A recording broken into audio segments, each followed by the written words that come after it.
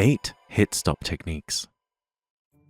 Hit stop is an effect added when an attack hits its target. Both you and your opponent stop for a brief moment. There's a long history behind it, but one game's striking use of hit stop left a deep, lasting impression, by which I mean Final Fight. The game would have been drastically different without it. Hit stop is a vital part of Smash Bros. As well, but its implementation uses several techniques that are rarely or even never seen in other games. Today, I'd like to talk about these hit stop techniques as seen in Smash Bros. Ultimate.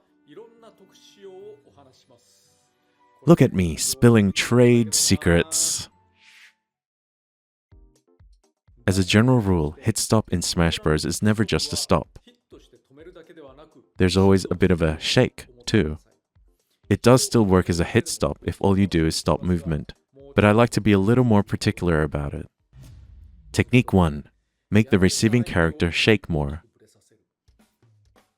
Hit stop halts the movement of both characters, but I make the one receiving damage shake more, while the one inflicting damage shakes less. In other games, sometimes the attacker doesn't shake at all, or sometimes neither the attacker nor the receiver shake. Technique 2. Don't move the hitbox. If you just shake a fighter when they get hit, you'll end up shaking their hitbox too, making attacks that should connect miss instead. In Smash Bros., only the character model moves, while the hitbox itself stays in place. Technique 3. Shake horizontally on the ground, shake in all directions in the air. In Smash Bros., fighters on the ground affected by hit stop shake only from side to side, while fighters in the air affected by hit stop shake up and down as well. Considering how the fighters face each other, it would be better if they always shook vertically, but doing so while they're on the ground would cause their legs to clip through the surface. This was less of a concern in 2D games. Technique 4. Gradually resolve the shake. The amount of shake isn't a fixed value. It starts off big and ends up smaller. By calculating the time the hit stop will last, you can make it resolve appropriately. Technique 5. Control the amount of hit stop.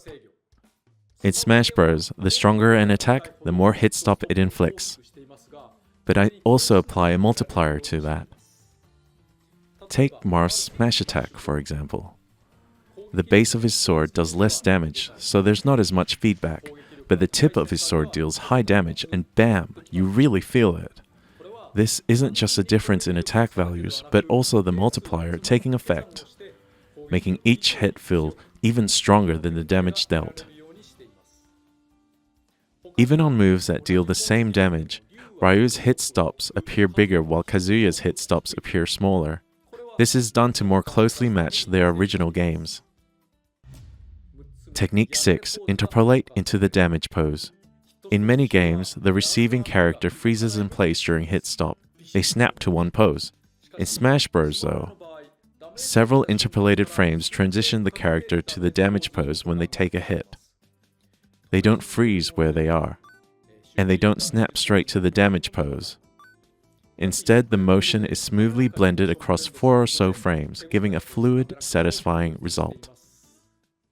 Technique 7. Keep the attacker moving very slightly during the hit stop. This is the pinnacle of these hit stop techniques. Say a fighter with a sword takes a strong swing at their opponent. If you look closely during the hit stop, you'll see that the tip of the sword is still inching forward. During the hit stop, the attacker's animation keeps moving at a pace so slow it doesn't even move every frame. Once the hit stop ends, the animation resumes as if nothing ever happened. We can toggle this effect on or off, so you won't see it in every attack. This was included to make swords look like they're actually cutting, so some attacks are better off without it. Some other things we do include lengthening the hit stop for lightning, or reducing hit stop in multiplayer battles, but I won't get into that here. By the way, the amount of shake varies based on camera distance.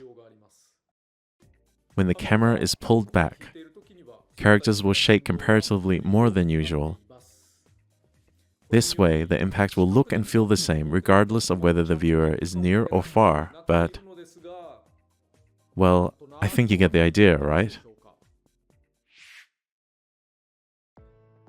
Talking about this comes naturally because I came up with many of these techniques myself. I understand why they're needed and also the results they can bring. Each one might be hard to catch on its own, but when they're all working together, they can really make a game that much better. Stage clear.